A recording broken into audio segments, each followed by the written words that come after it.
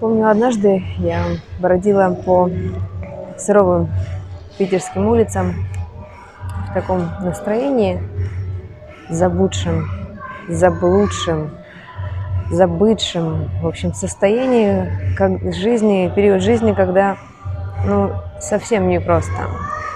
Когда я переехала из родного города, из Крыма, теплого Крыма, в холодный Питер, за карьерой, за поиском, за любовью, за влюбленностью. Просто летела на крыльях, бросив бизнес, развод, финансовые недостатки. То есть вот все, что можно было, все, что могло случиться с человеком в материальной жизни, несчастье каких-то, все вот в тот момент у меня было. Еще у меня был бизнес, и когда в этот период времени как раз потерялись доходы, и мне снова нужно было думать о том, чтобы идти работать.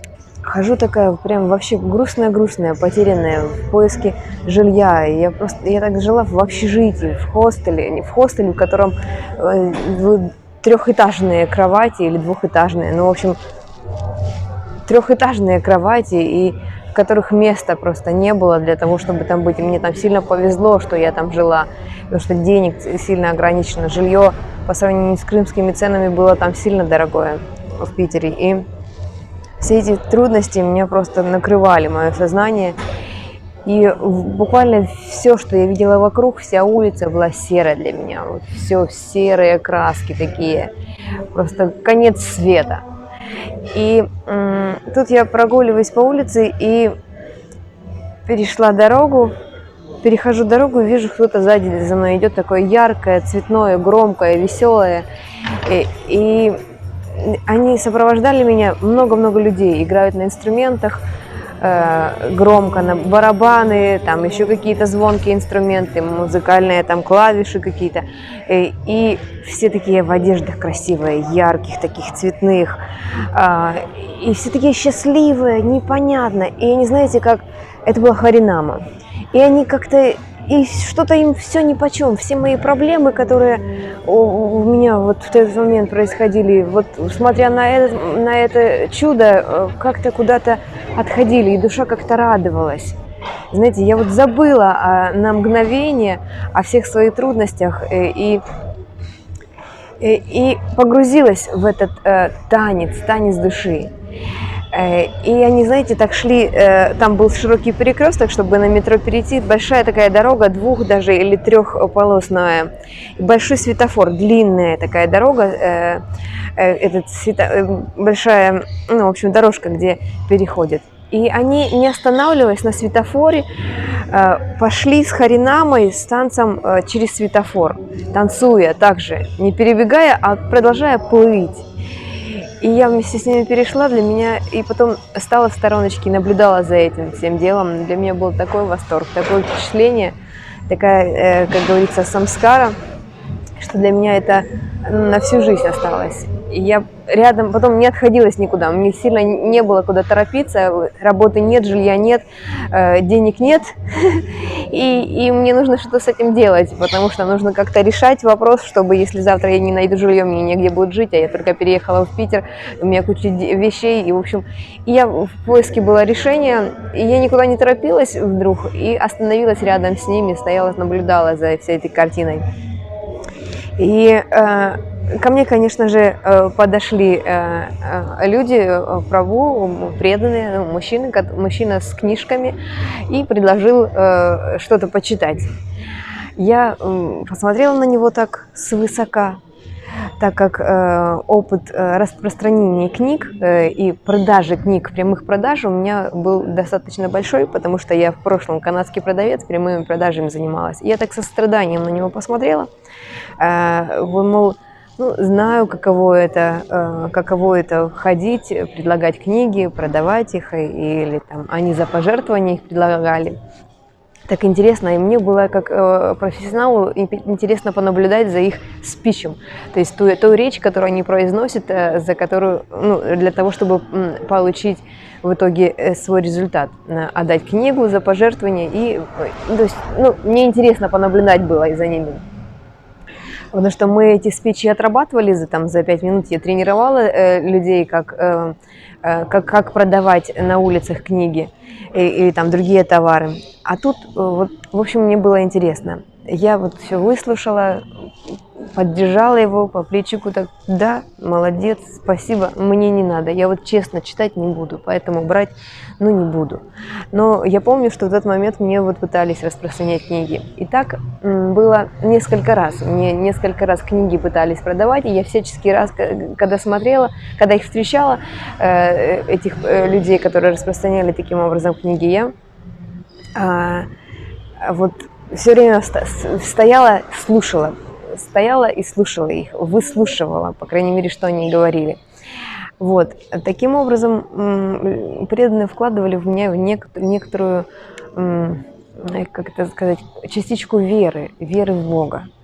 И так вот все это, как говорится, я уже знаю, что это называется сукрити, это неосознанное служение, и все это копилось во мне, и потом в итоге Господь привел меня к преданным в сознании Кришны. Я приехала, я путешествовала долго, потом бросила все свои переживания и попытки оставаться в Питере, и пыталась туда переехать и там открыть бизнес, и бросила все попытки, и уехала в Азию путешествовать, там вот долгий путь духовного развития, жизни в ашраме у своей бабы, потом я служением занималась, там была салат герл, я там на кухне служила, и после этого, когда я вернулась из Индии, я 3 года путешествовала, зимовала, и после этого, когда я вернулась в Крым, уже села, все, мне надоело кататься дома.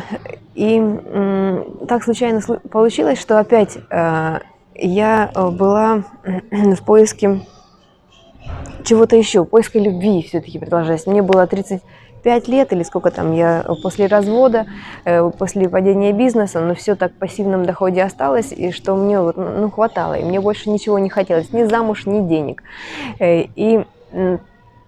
И тут появляется еще одна вспышка влюбленности, и вот у меня там какая-то связь с Богом наладилась, и вот я вижу, вот как будто предвижу, что это твой будущий муж, все, тебе надо за ним ехать. И в общем, я опять же клюю на ту же удочку и отправляюсь за этим мужчиной, уже из насиженного, спокойного места, из гуны благости, как для тех, кто понимает, скажу. И я начинаю опять ездить по фестивалям. А тут благодаря встрече с этим мужчиной, он 6 лет был уже как в сознании Кришны, и благодаря нему он ходил на пищу жизни, кормили они детей, и там людей, нуждающихся в пище. И благодаря этому я в интернете также забила в Крыму, а есть ли там у нас пища жизни. Я нашла на сайте пища жизни и нашла воскресные праздники, воскресные программы.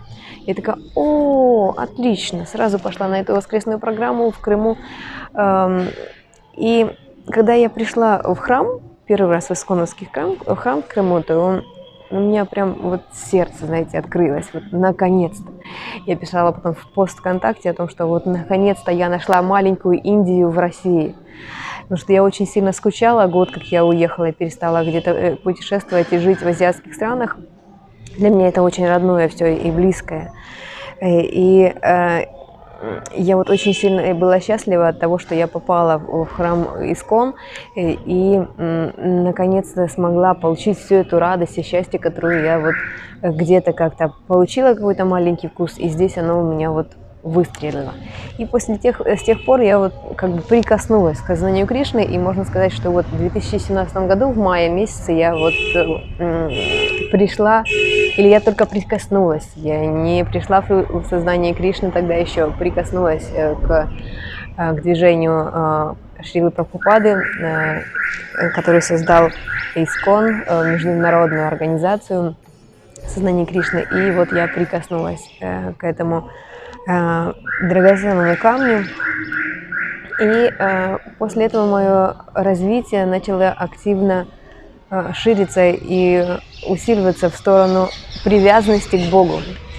Я узнала, кто такой Кришна, узнала, кто такая Радхарани, узнала, кто такой Прабхупада и кто все это время мной управляет. Я вот какой-то момент времени перестала действовать по каким-то, ну, в общем, умозаключениям. Вот то, что из сердца у меня шло, вот то я и делала. Это, оказывается, это Параматма мной управляла.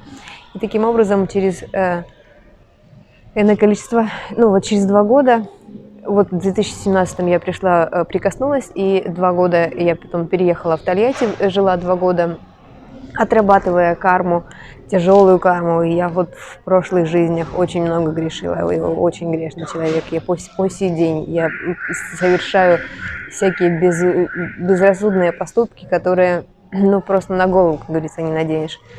Но такова моя судьба, такова моя доля. Я принимаю то, что есть. И после Тольятти я уже приехала во Вриндаван, и здесь уже поступила в Вайшнавскую академию во Вриндаване и постигать основы философии сознания Кришны. Это очень интересно, это жизненно необходимо. Это, ну, то есть прийти в сознание Кришны я рекомендую каждому. По крайней мере, если вы не можете на веру принять, что вот существует Бог, номер раз, то, что верховная личность Господа – это Кришна, Радхарани, его энергия, и то, что совершая преданное служение, вы сможете достичь совершенства в развитии, в саморазвитии. Если вы в это верите сразу с трудом, то тогда вы хотя бы просто приходите в храмы, или каждый раз, когда вы видите этих людей на улице, ярких и веселых, и с книжками, и раздающих еду, вы хотя бы кушайте еду, или приходите в храм и кушайте еду, потому что это прасад, который обязательно предложен Господу, и он передает вам свою любовь. То есть Кришна, он также есть в прасаде. Вот, если, опять же, сложно и это, то тогда вы можете просто в той религии, в той вере, которая для вас легко вам дается, вы можете просто активироваться в этом. Если вы, например, верите в Иисуса Христа, вы контактируйте, пожалуйста, с ним чаще, предлагайте ему еду, предлагайте ему все, что вам дается, то есть, потому что все нам Бог дал, нет ничего такого, чем мы обладаем, все это Господа энергия, поэтому вы просто в той вере, в которой вы верите, просто будьте в этих более активны и общайтесь, контактируйте с Господом, Он обязательно вам ответит, потому что Параматма, она в сердце, и все ответы, которые могут у нас возникнуть, они уже есть в нашем сердце. И тому подтверждение есть в Святых Писаниях. Шримад Бхагаватам, Бхагавад-гита, Шри Панишат. И все эти книжки рекомендую также к прочтению в издательстве Искон Шрилы Прабхупады. У меня на этом все. Спасибо, что досмотрели видео до конца. С вами была Марина. Красивая улыбка. Матаджи Марина из Вриндавана. Вся слава Прабхупаде. Примите ему поклоны, пожалуйста. Приходите в сознание Кришны. Харе Кришна.